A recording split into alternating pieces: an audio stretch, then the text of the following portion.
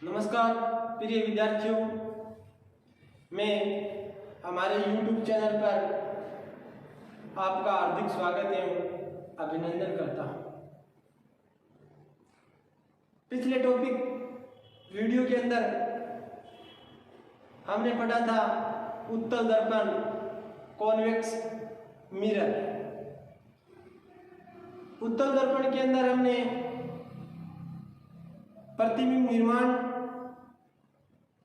व उत्तल दर्पण के उपयोग पढ़े थे, यानी रिफ्लेक्शन ऑफ लाइट, प्रकाश का परावर्तन। इससे संबंधित जितना भी पढ़ना था वो हमने पढ़ लिया, यानी प्रकाश का परावर्तन पढ़ लिया, फिर समतल दर्पण में परावर्तन पढ़ा, फिर गोलीय दर्पण में परावर्तन पढ़ा, और उसमें अलग अलग जो इमेजेस है वो कैसे बनती हैं वो हमने देखी। यानी मैं ऐसे कह सकता हूं कि परावर्तन का जो टॉपिक है वो हमारा खत्म हो चुका है। आज हम बात करेंगे प्रकाश के अपवर्तन की। आज हमारा नया टॉपिक रहेगा प्रकाश का अपवर्तन।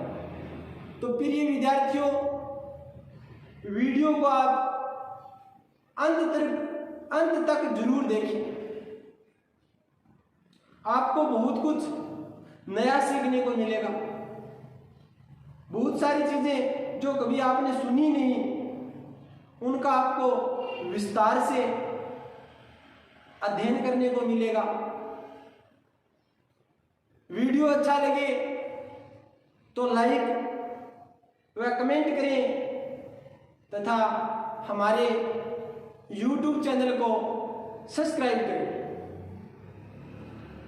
वीडियो को अंत तक जरूर देखें। तो आज हम बात करते हैं प्रकाश के अपवर्तन। प्रकाश का अपवर्तन, प्रकाश का अपवर्तन। प्रकाश का अपवर्तन मतलब रिफ्रैक्शन ऑफ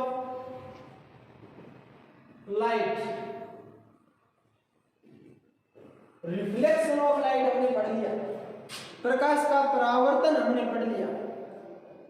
अब हम बात करेंगे प्रकाश के अपवर्तन की कि अपवर्तन क्या है, इनके लिए क्या आवश्यक शर्त होती है, इनकी कौन कौन सी घटनाएं होती हैं, इनके कौन से नियम होते हैं, इनका कैसे उपयोग किया जाता है। तो इससे संबंधित हम बात करेंगे प्रकाश के अपवर्तन की। तो देखिए दोस्तों, अपवर्तन है क्या, रिफ्लेक्शन ऑफ लाइट क्या है, इसे आप समझिए।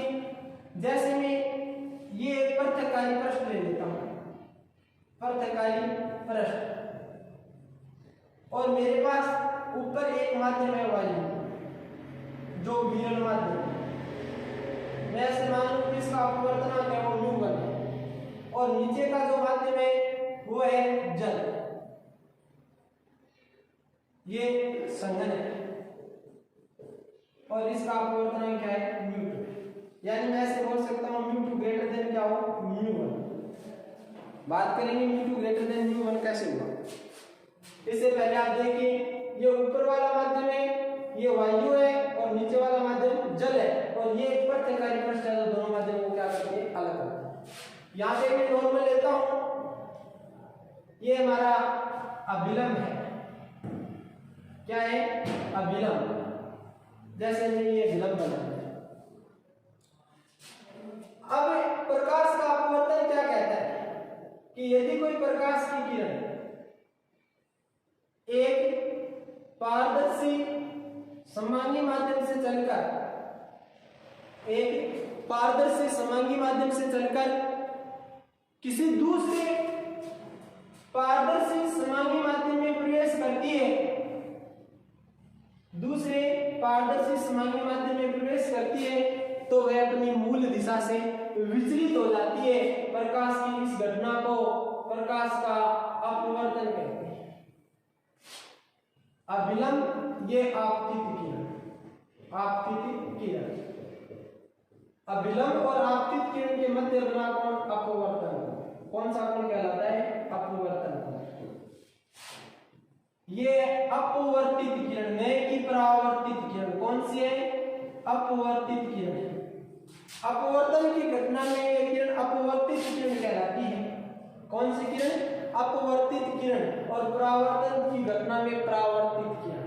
ये अपवर्तित किरण। अपवर्तित किरण और अभिलंब के मध्य बना कोण क्या कहलाता है? अपवर्तन कोण कहलाता है। अपवर्तन कोण। ये तो आपतन कोण, सॉरी, ये तो आपतन कोण,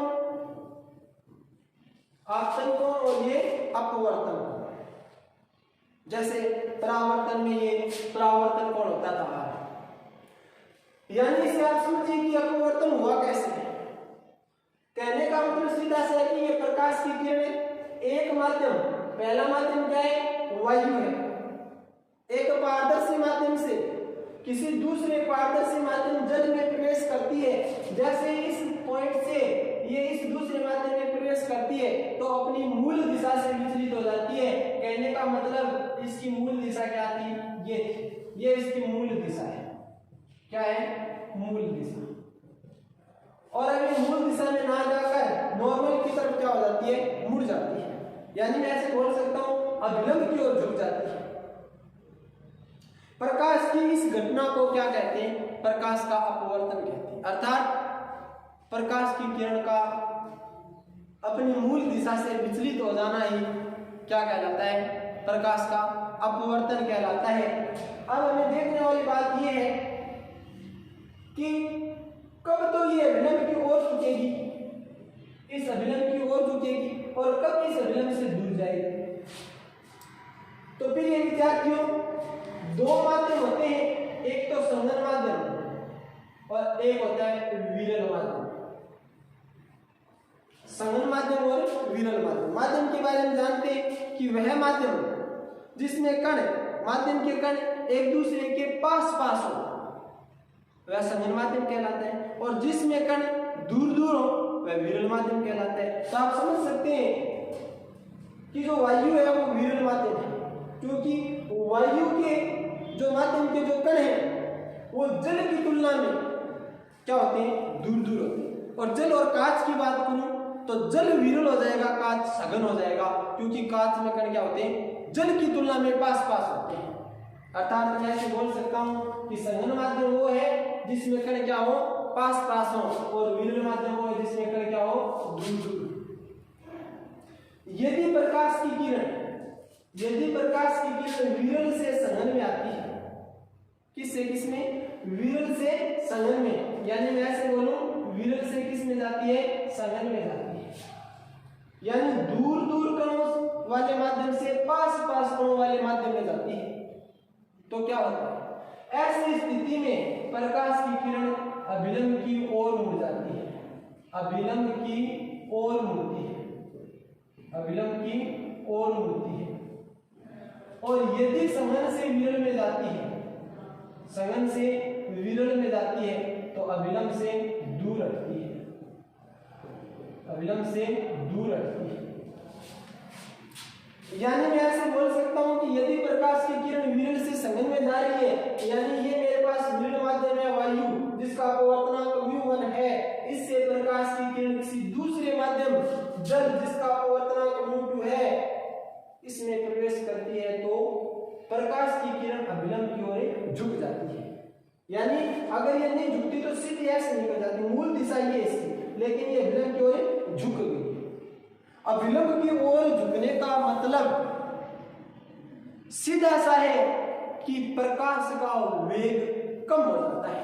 क्या हो जाता है? प्रकाश का वेग कम हो जाता है, यानी विरल से संघन में जाती है तो इस वाली स्थिति के अंदर प्रकाश का वेग कम हो जाता है, कम हो जाता है, और इस वाली स्थिति के अंदर वेग बढ़ जाता है। याद रखना है, कहने का मतलब कि जहां माध्यम संघन होगा, जैसे आप समझ सकते हो कि 1000 व्यक्तियों को किसी एक कमरे के अंदर घुसेड़ दिया जाए और फिर उस कमरे के अंदर से किसी को भागने के लिए बोला जाए तो वो आसानी से भाग नहीं पाता है। ऐसे बोल सकते हैं कि उसका प्रतिरोध बढ़ गया है, आसानी से भाग नहीं पाता है, यानी वेग कम हो गया। और वही व्यक्ति उतने ही आकार के एक दूसरे कमरे में जिसमें 200 व्यक्ति थे उसमें से भाग के आता है तो उनका वेग क्या होता है, ज्यादा होता है। यानी मैं ऐसे बोल सकता हूं जिस माध्यम में कण पास पास हो उसमें प्रकाश का वेग कम होता है और जिस माध्यम में कण दूर दूर हो उसमें प्रकाश का वेग ज्यादा होता है। और जिस माध्यम में प्रकाश का वेग कम होता है उस माध्यम में प्रकाश की किरण प्रवेश करते ही किसकी ओर झुक जाती है, अभिलंब की ओर झुक जाती है। और जिस माध्यम में कण दूर दूर हो यानी विरल माध्यम में यदि कोई प्रकाश की किरण प्रवेश करती है तो अभिलंब से दूर हट जाती है। तो इस प्रकार से इस घटना को क्या बोला जाता है, रिफ्रैक्शन ऑफ लाइट बोला जाता है, प्रकाश का अपवर्तन बोला जाता है। तो आप समझ गए होंगे कि संघन माध्यम क्या है और विरल माध्यम क्या है और अपवर्तन की घटना क्या है। यानी मैं ऐसे बोल सकता हूं कि यदि कोई प्रकाश की किरण एक पारदर्शी माध्यम से किसी दूसरी पारदर्शी माध्यम में प्रवेश करती है तो अपनी पृथक्कारी पृष्ठ पर, किसकी पृथक्कारी पृष्ठ, दोनों माध्यमों को अलग अलग करने वाले पृथक्कारी पृष्ठ पर अपनी मूल दिशा से क्या हो जाती है, विचलित हो जाती है। मूल दिशा से विचलित होने का मतलब या तो अभिलंब की ओर झुक जाती है या अभिलंब से दूर हट जाती है। कहने का मतलब अपनी जो वास्तविक दिशा थी वो उसमें नहीं जाती है। इस घटना को ही क्या बोलते हैं, प्रकाश का अपवर्तन बोलते हैं। अब हम बात करते हैं प्रकाश के अपवर्तन के अंदर कि अपवर्तन के नियम क्या है। अपवर्तन के नियम,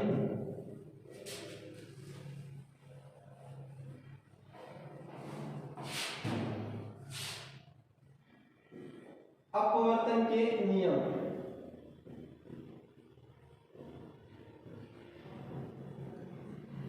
लॉ ऑफ रिफ्रैक्शन। जैसे परावर्तन में हमने पढ़ा था कि आपतित किरण, परावर्तित किरण, अभिलंब तीनों एक ही तल में स्थित होते हैं, वैसे इसमें भी पहला नियम ये है कि आपतित किरण, अपवर्तित किरण और अभिलंब तीनों एक ही तल में स्थित होते हैं। जैसे उसके अंदर परावर्तन में हमने बेहद इंपॉर्टेंट रूल पढ़ा था कि कोण आई बराबर होता है कोण आर और उसके जितने भी न्यूमेरिकल्स बने थे वो हमने हल किए थे। वैसे इसके अंदर भी द्वितीय नियम होता है। यानी पहला रूल तो ये है कि आपतित किरण, अपवर्तित किरण और अभिलंब तीनों एक ही तल में स्थित होते हैं। और दूसरा जो नियम होता है वो इसका बेहद इंपॉर्टेंट रूल है जिसे स्नेल का नियम कहते हैं। किसका नियम कहते हैं, स्नेल का नियम। स्नेल का नियम देखिए दोस्तों, स्नेल का नियम क्या है। स्नेल का नियम ये है कि sine I by sine are बराबर होता है कांस्टेंट।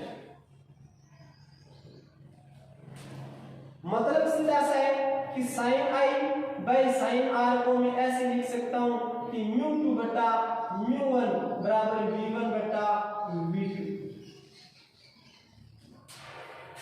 अर्थात ये क्या हुआ, sine I by sine R, ये क्यों कांस्टेंट हुआ, क्यों इसे कांस्टेंट बोला गया और आखिर ये फॉर्मूला कैसे निकला।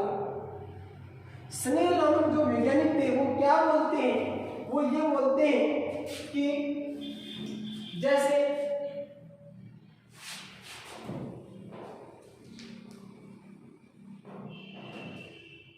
ये कोई पृथक्कारी पृष्ठ है जो दो माध्यमों को क्या कर रही है, पृथक कर रही है। और इसके अंदर में ये अभिलंब N1 और ये अभिलंब N2 दो ले लेता हूं, N1 और N2 दो अभिलंब है मेरे पास।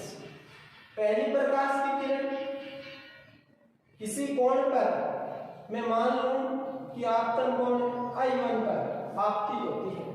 ये μ1 माध्यम का अपवर्तनांक है, ये μ2 है। यानी मैं मान लूं कि ये वायु है और ये क्या है, जल। तो प्रकाश की किरण विरल से संघन जाती है तो क्या हो जाती है, अभिलंब की ओर झुक जाती है, अभिलंब की ओर झुक जाती है, ये विरल की ओर झुक। और ये क्या हो गया R1। ये आपतित किरण है और ये अपवर्तित किरण है। मैं ऐसे ही माध्यम मेरा सेम है, वायु है, और यहाँ पे क्या है जल। मैं कोई दूसरी प्रकाश की किरण आपतन कोण I2 पर आपतित करता हूं, आपतन कोण I2 पर आपतित करता हूं तो ये इस प्रकार से अपवर्तित हो जाती है। अपवर्तन कोण का मान क्या हो जाता है R2। तो स्नेल ये बात कहता है कि यदि माध्यम नहीं बदला जाए, ये वायु है उसको वायु रखा जाए और ये जल है इसको जल रखा जाए, तो इस स्थिति के अंदर आपतन कोण की जा sin I1 बटा अपवर्तन कोण की जा sin R1। आपतन कोण I1 की जा होती है साइन को हिंदी में जा बोला जाता है, कोस को जा बोला जाता है। तो आपतन कोण की जा I1 साइन यानी आपतन कोण की जा व अपवर्तन कोण की जा का अनुपात नियत रहता है। वो नियत कैसे रहता है, वो ऐसे रहता है sin I2 बटा sin R2। ऐसे ही यदि आगे कोई और लेंगे इसी रेखा के ऊपर तो sin I3 बटा sin R3। इस प्रकार से सभी बराबर आएंगे, यानी मैं ऐसे बोल सकता हूं कि ये क्या होती है कांस्टेंट होती है, नियत होती है। यानी इनका जो अनुपात है कोण बदल रहे हैं। I1 का मान लो 30 डिग्री है, I2 का मान लो 20 डिग्री है, यहाँ पे I2 का मान 20 डिग्री हुआ, यहाँ पे R2 का मान 10 डिग्री है। कोण बदले लेकिन इनका जो अनुपात है वो इनके अनुपात के क्या आता है बराबर आता है। इसलिए बोला जाता है कि sin I by sin R का मान क्या होता है कांस्टेंट होता है, नियत होता है। यदि माध्यम नहीं बदला जाए, आप अगर यहाँ पे जल के स्थान पे कांच कर दोगे तब गड़बड़ हो सकती है, तब ये बराबर नहीं है। स्नेल कहते हैं कि यदि माध्यम नहीं बदला जाए, दोनों माध्यमों को कांस्टेंट रखा जाए, तो इस स्थिति में आपतन कोण की जा और अपवर्तन कोण की जा का अनुपात क्या रहता है कांस्टेंट रहता है। वैसे ही जैसे ओम के नियम के अंदर प्रतिरोध का मान क्या आता है, प्रतिरोध का मान कांस्टेंट आता है। R बराबर V बटा I से V का मान भी बदलते हैं, I का मान भी बदलते हैं, लेकिन R कांस्टेंट रहता है। वैसे इसके अंदर I का मान भी बदलते हैं, R का मान भी बदलते हैं, लेकिन इनका मान क्या रहता है कांस्टेंट रहता है, बराबर लिख सकते हैं। ये स्नेल का नियम है दोस्तों। अब इसको मैंने लिख दिया sin I by sin R बराबर μ2 बटा μ1 बराबर v1 बटा v2। अब ये μ2 और μ1 क्या है, इसे आप n1 और n2 भी लिख सकते हो। μ1 और μ2, μ1 है अपवर्तनांक, μ1 है अपवर्तनांक, क्या है अपवर्तनांक, और μ2 ये भी अपवर्तनांक, दोनों अपवर्तनांक। μ1 वायु का अपवर्तनांक और μ2 जल का अपवर्तनांक। और अपवर्तनांक का सूत्र होता है कि 1 μ2 पहले के सापेक्ष दूसरे को देखा जाए तो 1 μ2 का मान आता है μ2 बटा μ1, μ2 बटा μ1, μ2 बटा μ1 आता है। तो मैं एक बार आपको ये बताऊं कि अपवर्तनांक का वास्तव में रियल में फॉर्मूला क्या होता है, तो μ का जो फॉर्मूला होता है वो c बटा v होता है। क्या होता है c बटा v, प्रकाश का हवा में वेग बटा प्रकाश का किसी अन्य माध्यम में वेग, जिसमें c तो कांस्टेंट होता है 3 × 10⁸ मीटर प्रति सेकंड। तो मैं ऐसे लिखूं कि μ1 का मान c बटा v1 है और μ2 का मान c बटा v2 है। अगर मैं ऐसे लिखूं तो क्या हो जाएगा sin I by sin R बराबर, यहाँ पे μ2 का मान रखो, μ2 का मान c बटा v2 इंटू, और μ1 का मान क्या है, μ1 का मान है c बटा v1, तो v1 ऊपर चला जाएगा c नीचे आ जाएगा, तो ये हो जाएगा v1 बटा v2। यानी ये स्नेल का नियम हो गया कि sin I बटा sin R का मान μ2 बटा μ1 बराबर v1 बटा v2। बराबर में ऐसे भी लिख सकता हूं कि λ1 बटा λ2, λ1 बटा λ2, क्योंकि v वेग समानुपाती होता है लैम्डा का। वेग किसके समानुपाती होता है, लेमडा के समानुपाती होता है, तो ये फॉर्मूला बन गया। यानी आपको आई और आर देकर या V1 देकर V2 पूछ सकता है, V2 देकर V1 पूछ सकता है, लेमडा 1 देकर लेमडा 2 पूछ, यानी कोई तीन राशियां देकर आपको चौथी भौतिक राशि पूछ सकती है। ये फॉर्मूला इंपॉर्टेंट है। ये हमारे पास स्नेल का नियम है, बेहद इंपॉर्टेंट रूल है स्नेल का रूल। स्नेल ने क्या कहा कि कांस्टेंट रहता है, क्यों रहता है, ये मैंने आपको बता दिया कि आप ऐसे आगे और भी ले सकते हो। जैसे कोई एंगल ले लेते हो आप ऐसे, इस प्रकार से आपकी हुई, इस प्रकार से अपवर्तित हो जाती है I3 ले लिया, R3 ले लिया, तो यहाँ पे भी लिख सकते हो sin I3 बटा sin R3। इस प्रकार से जितने भी लीजिए, लेकिन आप मात्र मत बदल देना, वायु और जल ही रहना चाहिए। तो आपके मान सदी के मान क्या आएंगे, अनुपात बराबर आता है। इसीलिए इसने बोला कि आपतन कोण की जा व अपवर्तन कोण की जा का मान क्या रहता है, कांस्टेंट यानी नियत रहता है। क्या रहता है, नियत रहता है। तो μ1 अपवर्तनांक होता है वायु और μ2 अपवर्तनांक मैंने माना है जल का। तो अपवर्तनांक अलग से पढ़ेंगे कि अपवर्तनांक क्या है। तो ये हमारे पास स्नेल का नियम है। अब बात करते हैं कि जो मैंने स्नेल का नियम लिखा है, इसको मैं और कौन से रूप में लिख सकता हूं। जैसे इसका ये जो रूप है, इसको मैं ऐसे लिखूं कि sin I by sin R बराबर होता है μ2 बटा μ1। तो अगर इनको ऐसे वज्र गुणा किया जाए तो μ1 sin I बराबर होता है μ2 sin R। ऐसे भी लिखा जा सकता है। ये भी क्या है, ये भी स्नेल का नियम ही है। यानी μ1 sin I बराबर μ2 sin R। क्या है, सिर्फ वज्र गुणा किया है, सिर्फ क्या किया है, वज्र गुणा किया है। स्नेल का निम्नलिखित में से स्नेल का नियम है। ऑप्शन में आपको ऐसे भी दिया मिल सकता है, sin I बटा sin R बराबर μ2 बटा μ1 के स्थान पे चारों ऑप्शन इस प्रकार से भी बना सकता है। तो याद रखना है, सिर्फ क्या किया है, इसको वज्र गुणा किया है। ये तो इसका स्नेल के नियम का बदला हुआ रूप हो गया। यानी इसको मैं कैसे लिख सकता हूं, ऐसे लिख सकता हूं। अब मैं बात करूं कि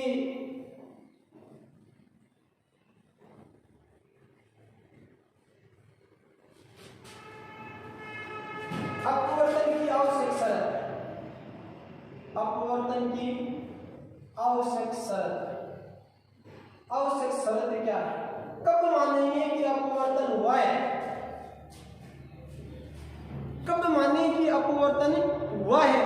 तो अपवर्तन की आवश्यक शर्त क्या है, जैसे हमने ऐसे लिया कि ये कोई दो मात्रे में ये एयर है और ये वाटर है, प्रकाश की किरण आती है, ऐसे अपनी मूल दिशा से क्या हो जाती है, विचलित हो जाती है। आपतन कौन है, ये अपवर्तन कौन है। तो आवश्यक शर्त ये कहती है, बेहद इंपॉर्टेंट है कि अपवर्तन की आवश्यक शर्त है।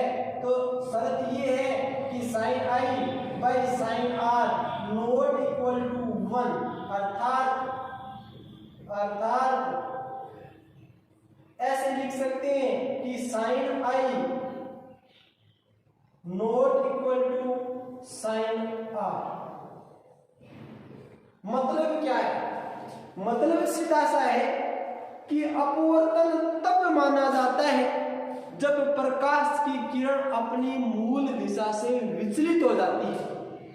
और जब विचलित हो जाती है, अगर विचलित होती है तो कोण I और कोण R कभी भी बराबर नहीं होते, क्योंकि अगर विचलित नहीं होती तब सीधी निकल जाती, तो जितना I था उतना ही क्या था, R था। लेकिन विचलित होगी तो अगर I यहाँ पे 50 डिग्री है तो R यहाँ पे 30 डिग्री ही मिलेगा, कम मिलेगा, हो सकता है 35 डिग्री, हो सकता है वो 25 डिग्री। कहने का मतलब सीधा सा है कि यदि अपवर्तन की घटना हो रही है तो आपतन कोण और अपवर्तन कोण के मान बराबर नहीं होते। तो इसका मतलब यह है कि sin यानी साइन आई का मान not equal to sine R, ये स्थिति होनी चाहिए। क्योंकि यदि दोनों बराबर हो गए, बराबर होने का मतलब है प्रकाश की किरण क्या निकल गई, सीधी निकल गई। ये अपवर्तन के लिए क्या है, अपवर्तन की आवश्यक शर्त है। अपवर्तन की आवश्यक शर्त के अंदर बोलेंगे कि साइन आई का मान नॉट इक्वल टू क्या होना चाहिए, साइन ए आर होना चाहिए। अब मैं जो स्नेल का नियम बताया, 2 नंबर जो नियम था अपवर्तन का, जिसे स्नेल का नियम का नाम दिया गया, वो था sine I by sine are बराबर म्यू टू बटा म्यू वन। म्यू वन और म्यू टू आप समझ गए क्या है, ये दोनों अपवर्तनांक के अपवर्तनांक, और v1 v2 वेग है, और वेग भी क्या हो जाता है, बदल जाता है। विस्तार से समझेंगे, इनके 5-4 नोट डाल के लिखेंगे कि आखिर परावर्तन में क्या होता है, अपवर्तन में क्या होता है, और स्नेल के नियम का यूज कैसे किया जाता है। और ये हमारे पास स्नेल का नियम था, और आवश्यक शर्त ये थी कि sine I not equal to sine R होता है। अब मैं थोड़ी सी बात कर लेता हूं अपवर्तनांक के बारे में। किसके बारे में, अपवर्तनांक के बारे में। अपवर्तनांक क्या है, अपवर्तनांक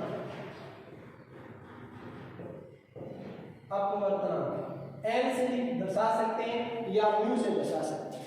इसका फॉर्मूला होता है सी बटा वी। फॉर्मूला क्या होता है, सी बटा वी। प्रकाश का वेग बटा प्रकाश का किसी अन्य माध्यम में वेग, और सी का मान हम जानते हैं कितना होता है, 3 × 10⁸ मीटर प्रति सेकंड निर्वात के अंदर फिक्स होता है। और वी जिस माध्यम के सापेक्ष हमें देखना है, उस माध्यम का वेग, प्रकाश का वेग। तो यहां से मैं ये देखा, मैं बोलता हूं कि अपवर्तनांक मात्रकीय राशि, मात्रकीय राशि याद रखना है, इंपॉर्टेंट। जैसे आवर्तन क्षमता मैग्निफिकेशन क्या होती है, m बराबर h डैश बटा h होती है। डैश में हम पढ़ेंगे h डैश बटा h, तो यहाँ पे h डैश ऊंचाई मीटर में, h भी मीटर में, मीटर से मीटर कैंसिल, तो ये भी क्या होती है, मात्रक राशि होती है, क्योंकि यह एक आनुपातिक भौतिक राशि है।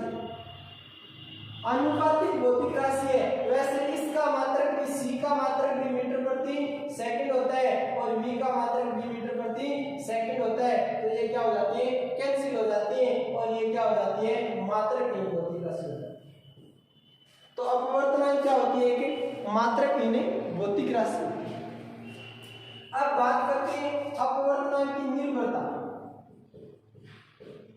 इसकी निर्भरता क्या है, कब ज्यादा होता है, कब कम होता है। मैं ऐसे फॉर्मूला लिखूं कि n का मान व्युत्क्रमानुपाती होता है v के व्युत्क्रमानुपाती होता है लैम्डा के, और समानुपाती होता है डेंसिटी, घनत्व के। यानी ये जो फॉर्मूला है, इससे मैं ऐसे बोल सकता हूं कि जिस माध्यम में वेग कम है, उसका अपवर्तनांक क्या है,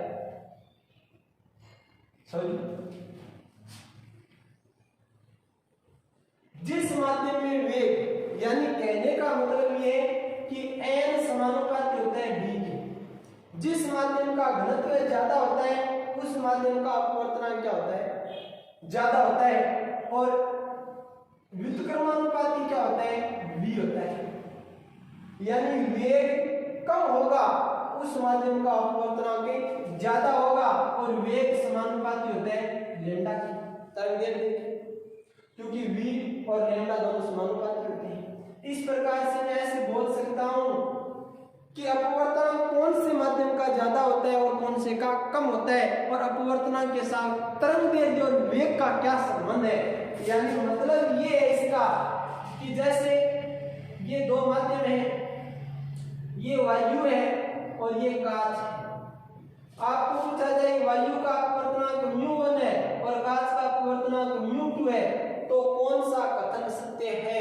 कौन सा कथन सत्य है? μ1 greater than μ2, μ2 greater than μ2 greater than μ1 और μ1 बराबर μ2 और नन ऑफ दीज। इस प्रकार से आपको चारों ऑप्शन देकर पूछा जाए तो आपको तय करना है कि वायु और कांच में कौन सघन है। तो कांच ज्यादा सघन है, सघन माध्यम होगा, उसका अपवर्तनांक क्या होगा? ज्यादा होगा। तो सघन माध्यम कांच का अपवर्तनांक μ2 है, तो μ2 ग्रेटर देन क्या हो गया? μ1 हो गया। ये आपका ऑप्शन क्या हो जाएगा? सही हो जाएगा। अब बात रही कि यदि कांच के अंदर अपवर्तनांक ज्यादा है, क्योंकि कांच संघन माध्यम है, संघन माध्यम का अपवर्तनांक ज्यादा होता है। यदि कांच के अंदर अपवर्तनांक ज्यादा है तो प्रकाश की किरण का वेग कम होगा या ज्यादा होगा?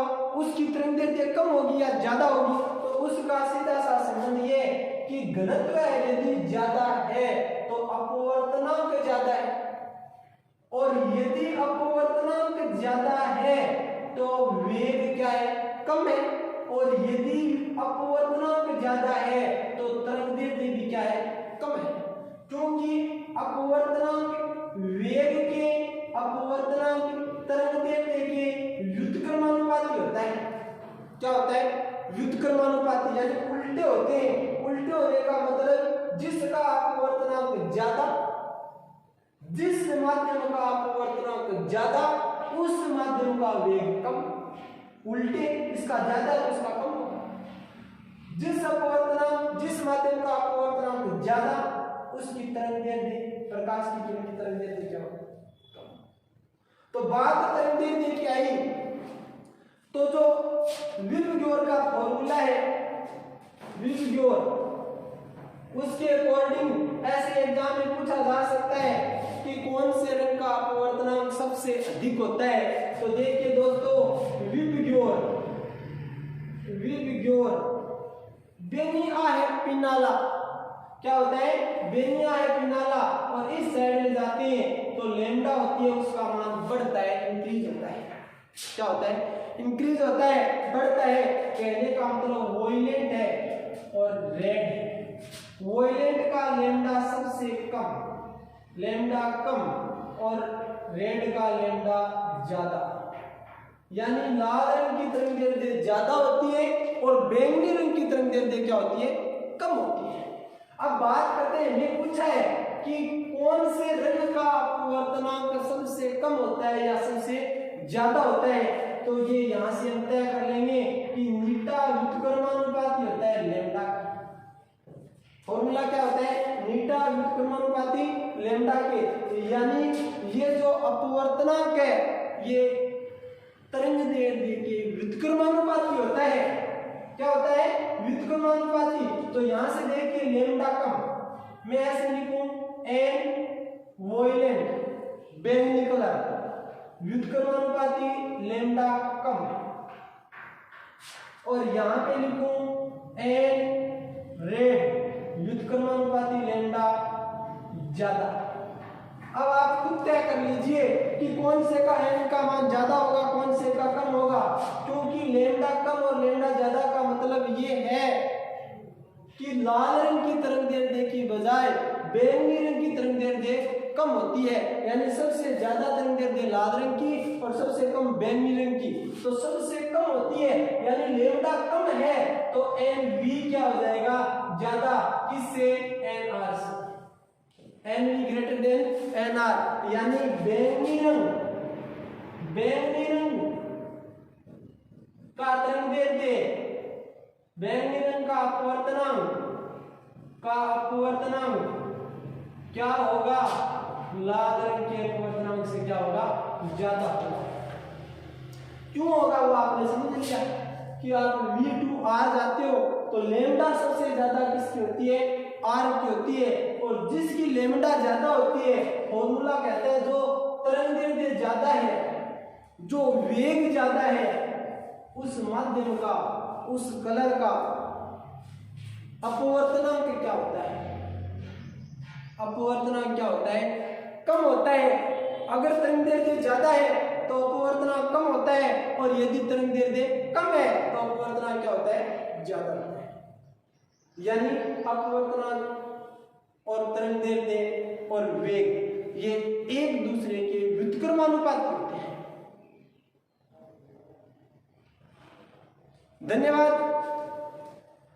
कल हम जो स्नेल का नियम पढ़ा था अगले वीडियो के अंदर, मैं उस स्नेल के नियम के आपको 5-7 महत्वपूर्ण तथ्य बताऊंगा कि ये स्नेल का नियम है, इसको कैसे उपयोग में लाया जा सकता है और इससे कैसे न्यूमेरिकल बन सकता है, एग्जाम में कैसे क्वेश्चन बन सकता है, कंपटीशन एग्जाम में कैसे प्रश्न आ सकता है स्नेल के नियम से संबंधित।